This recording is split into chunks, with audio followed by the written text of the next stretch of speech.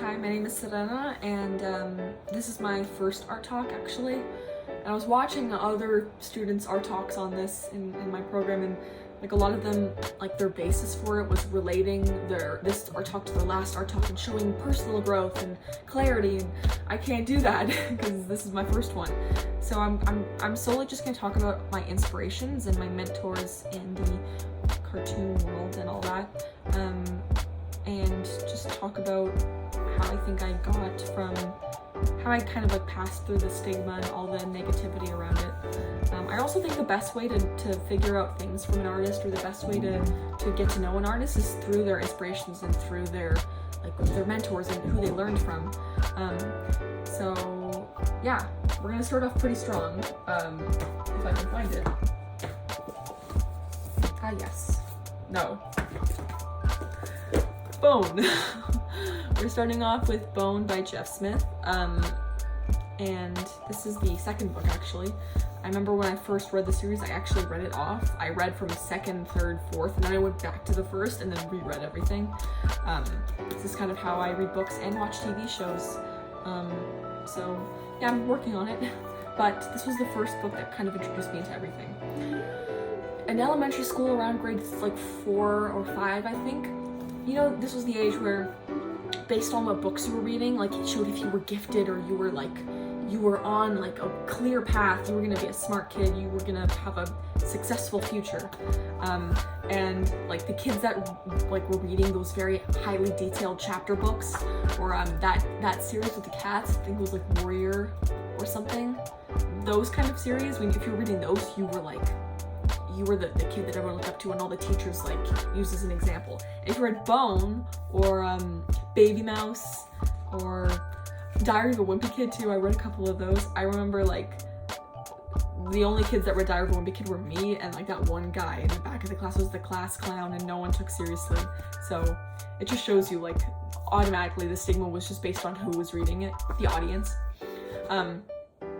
And that was the like grade where you had to read a book for a week and then you brought it to your homeroom teacher and then you would read the book out loud to her in the class, and then she would give you advice on the vocabulary and how you're pronouncing things if you're missing something, and how to like, you know, get to a higher level in your reading.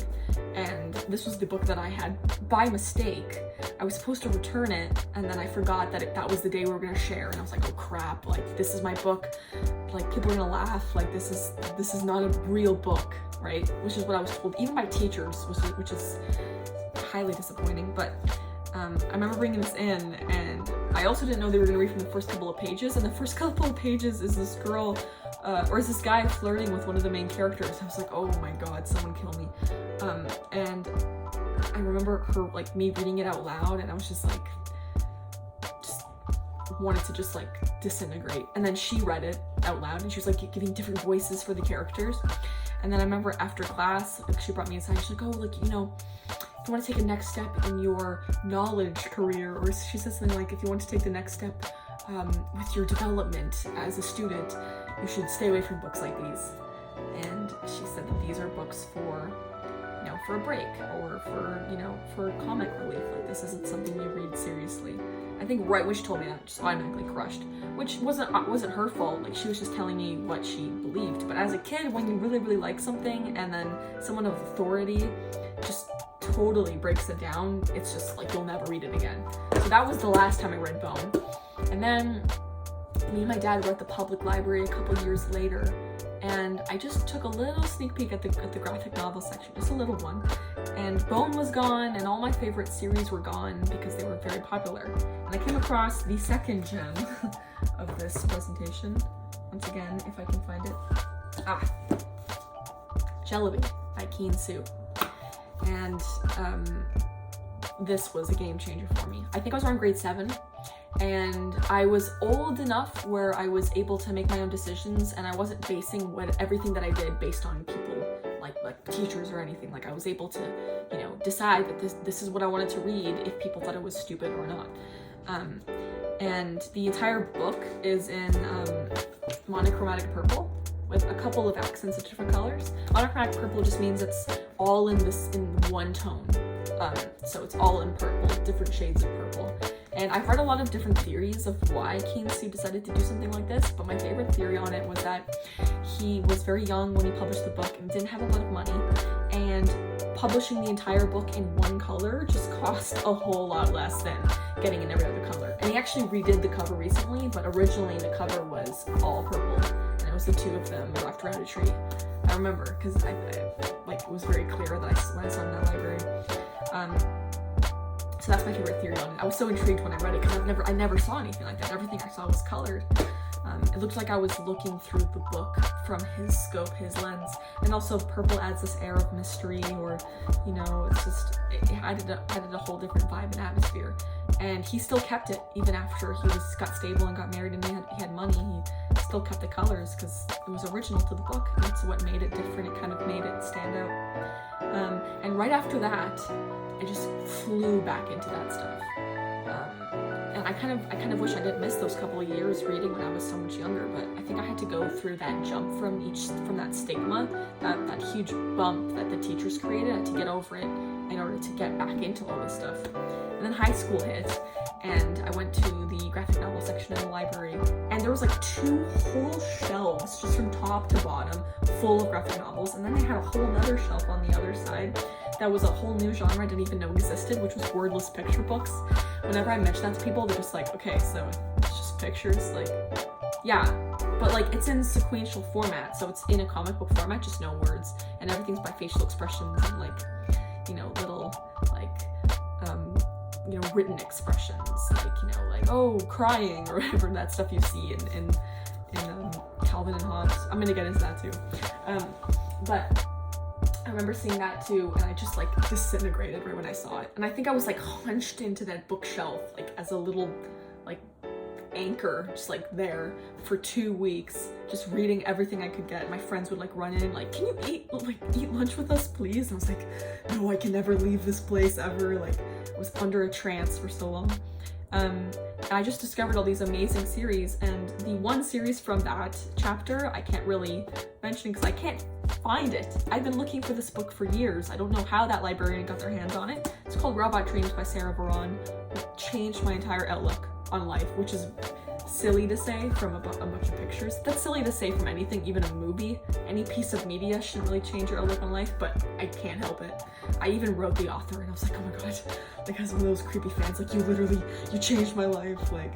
But I remember after that book, I sort of brought comic books back into my circle of, like, because essentially what high school and elementary school are is they're just preparing you for college, and then college is preparing you for your job. So technically from elementary school to your job, the entire road is just trying to give you different tastes of different things so you know what you want to do by the end of it.